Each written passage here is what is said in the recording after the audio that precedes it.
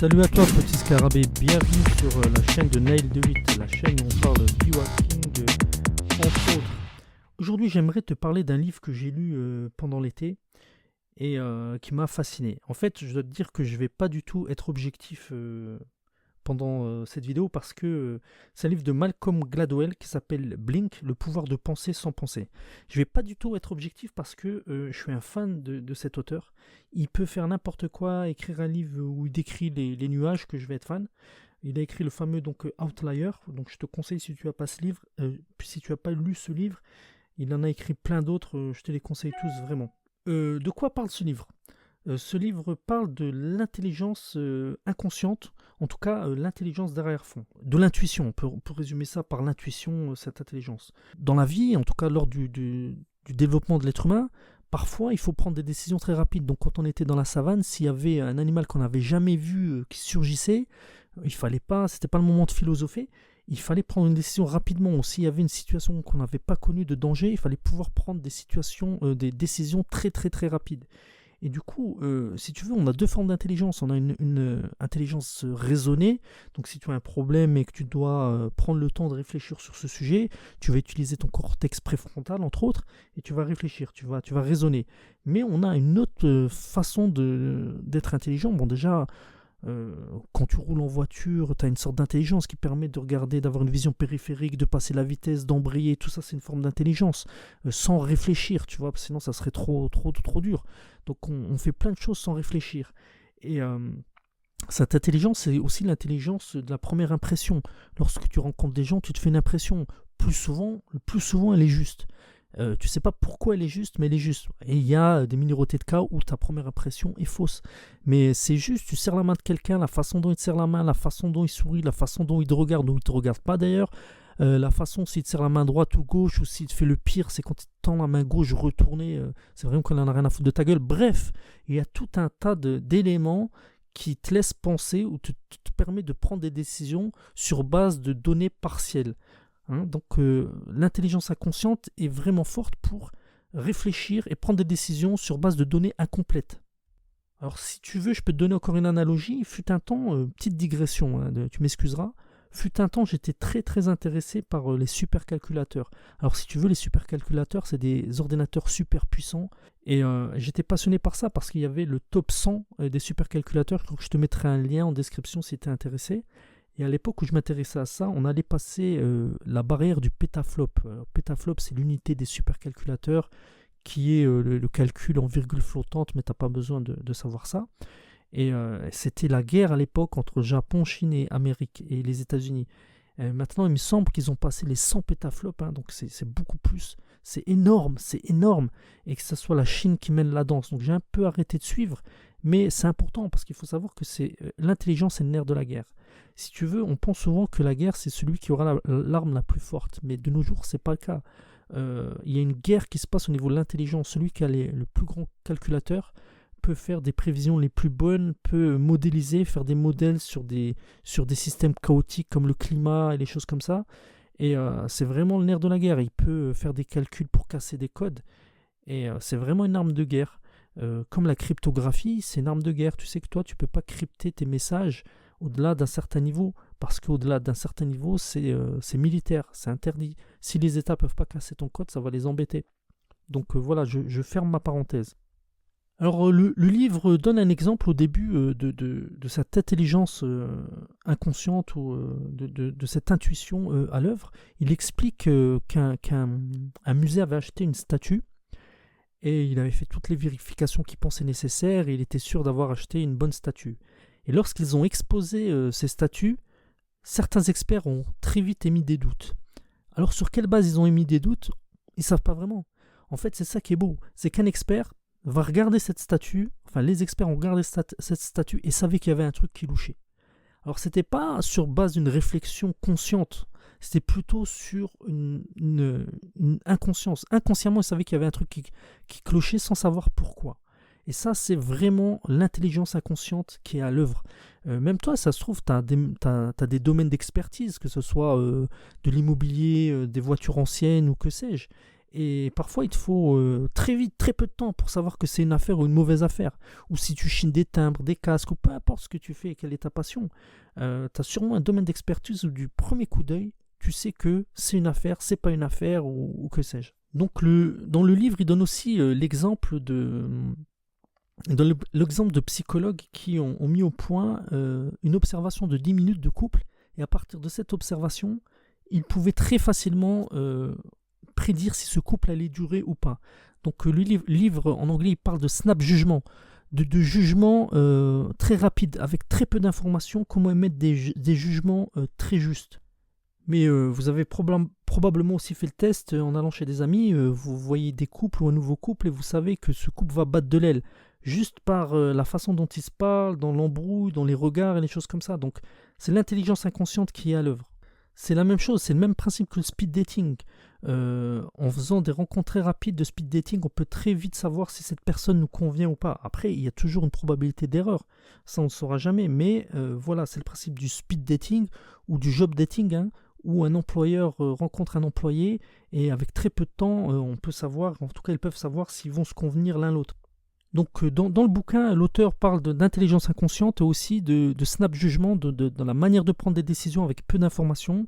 Il explique qu'en temps de guerre, on ne peut pas se permettre le luxe d'avoir trop d'informations avant de prendre des décisions et que ceux qui prennent des décisions rapidement sur base de peu d'informations sont souvent ceux qui remportent la guerre.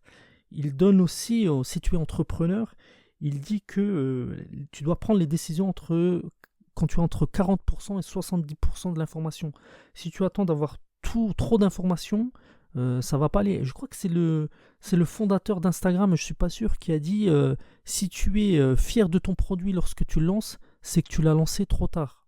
Donc ce qu'il y avait à retenir par rapport à ça, c'est que parfois trop de réflexion va nous embrouiller car on va avoir trop d'informations, on n'arrivera plus à trier le bon grain de livret et on va avoir un blocage décisionnel.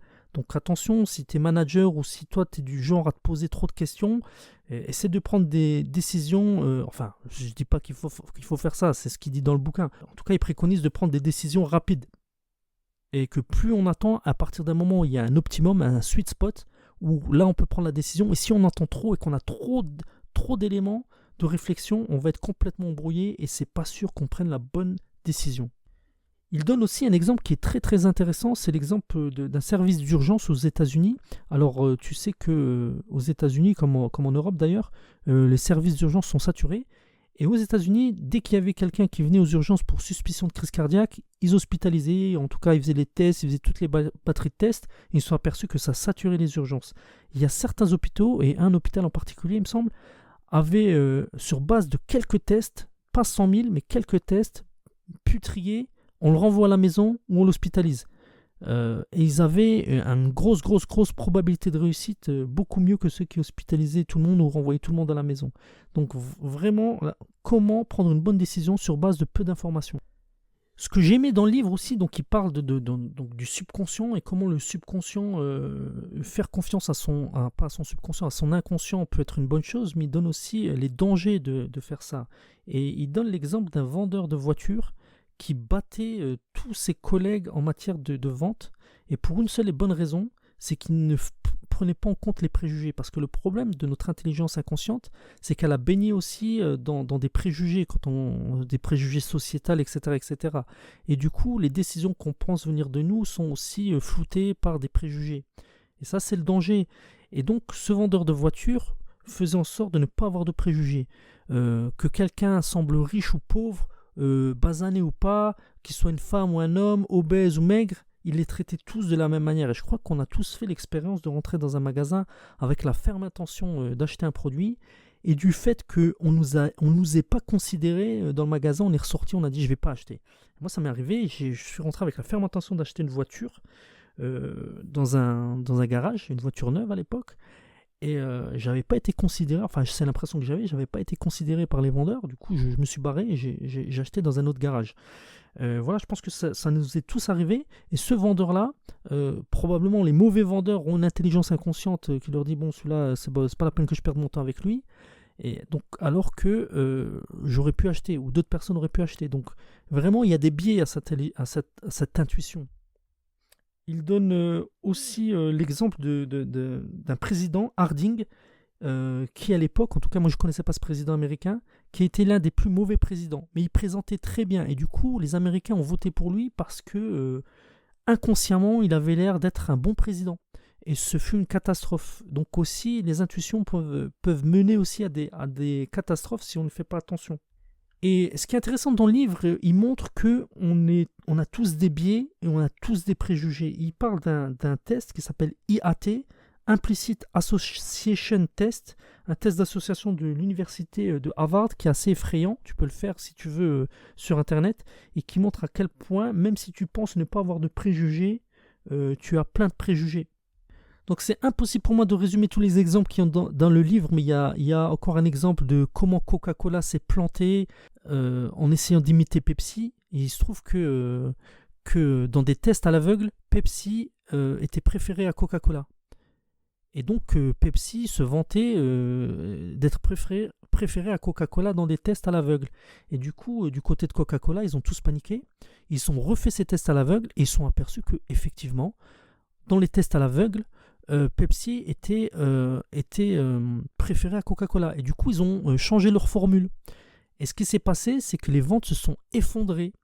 Et ce qu'ils n'ont pas pris en compte, c'est que la boisson Pepsi n'était pas formatée, mais en tout cas était faite pour plaire à l'aveugle pendant des tests à l'aveugle. Mais dans la vraie vie, on ne boit pas à l'aveugle. On ne boit pas une petite gorgée. On boit une canette entière. Et tout ce qui est autour, toutes les informations qui sont autour jouent. Donc la marque, la couleur de la bouteille, l'environnement, etc., etc. Et du coup, en fait, certes, Pepsi était meilleur pour gagner ces tests de goût, mais dans un environnement réel, boire une bouteille entière, Coca-Cola passait mieux. Si tu buvais une bouteille de Coca-Cola entière, c'était meilleur qu'une bouteille de Pepsi entière parce que Pepsi était trop sucré, sans compter l'environnement, le travail de la marque, etc. etc. Et donc Coca-Cola s'est grandement planté. Et du coup, ils ont ressorti l'ancienne formule. Et c'est pour ça que tu vois encore écrit sur les bouteilles formule classique ou originale ou des choses comme ça par rapport à cette histoire. Donc dans cette partie du livre, donc, il t'explique comment l'environnement peut avoir un rôle sur tes jugements et ta prise de décision. Il donne l'exemple un très triste exemple que je ne connaissais pas d'un jeune afro-américain, Amadou Diallo, qui a été assassiné aux États-Unis de 40 balles par des policiers. Et en fait, Amadou Diallo rentrait chez lui dans le Bronx, ou je ne sais plus dans quel quartier il habitait, et les policiers l'ont croisé. Qui passait en voiture, le mec était à pied devant chez lui, Amadou Diallo, et les policiers ont cru qu'il préparait quelque chose de louche. Et du coup, ils se sont arrêtés, ils se sont montés la tête les uns les autres, et le mec était pris de panique, il avait vraiment peur, cet Amadou Diallo. Mais comme les deux policiers étaient déjà tendus, étaient novices, étaient stressés, et qu'ils n'ont pas regardé le visage d'Amadou Diallo pour décoder un peu les émotions de ce jeune homme, ils se sont engrainés. Ils lui ont demandé apparemment ses papiers ou quelque chose. Et lui, il n'a pas très bien compris. Il a fouillé dans sa poche pour sortir son portefeuille. Ils l'ont tiré dessus. Et c'était vraiment assez touchant la manière dont il raconte. Juste parenthèse, moi j'ai écouté ce livre avec Scribd. Et c'est l'auteur qui a raconté cette histoire. Et c'est vraiment très touchant. J'ai été très touché par la manière dont il racontait l'histoire d'Amadou Diallo.